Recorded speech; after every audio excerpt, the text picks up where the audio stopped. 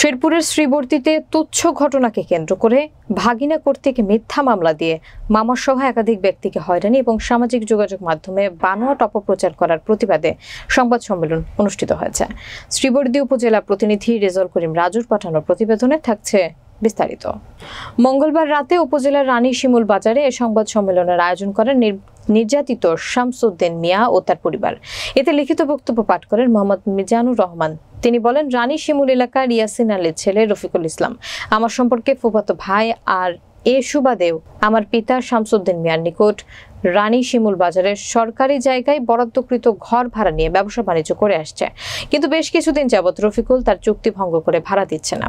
ফলে আমরা ঘরটি নিজেরাই ব্যবসা বাণিজ্য করব বলে তাকে জানাই, কিন্তু সে কোনো অবস্থায় ঘর ছাড়বে না বলে জানিয়ে দেয়। গত 25 নভেম্বর সোমবার সকালে আমার পিতা সহ আমার পরিবারের লোকজন দোকান ঘরের সামনে গেলে রফিকুল সহ তার স্বজনরা আমাদের সাথে অশ্লীল ভাষায় খারাপ আচরণ করেন। এক পর্যায়ে আমরা দোকান ঘরে ঢুকে মালামাল নিয়ে শ্রীবর্দী থানা পুলিশের নিকট রাখা হয়। সংবাদ সম্মেলনে রানী শিমুল হাট বাজারের ইজারাদার মির্জা মিয়া, শামসুদ্দিন মিয়া, মিজানুর রহমান, ফটিক মিয়া সহ স্থানীয় গণ্যমান্য ব্যক্তিবর্গ, এলাকাবাসীরাও উপস্থিত ছিলেন। এ প্রসঙ্গে অভিযুক্ত মোহাম্মদ রফিকুল ইসলামের সাথে যোগাযোগ করা হলে তিনি জানায়, তারা আমার দোকান ঘরে হামলা চালায় এবং মালামাল নিয়ে যায়, আমার মাকে মারধর করে, তাই আমরা মামলা করেছি। মামলার তদন্ত কর্মকর্তা শ্রীবর্দী থানার উপপুলিশ পরিদর্শক মোহাম্মদ সিরাজুল ইসলাম জানায়, প্রাথমিকভাবে জানা গেছে ঘরের প্রকৃত মালিক শামসুদ্দিন মিয়া।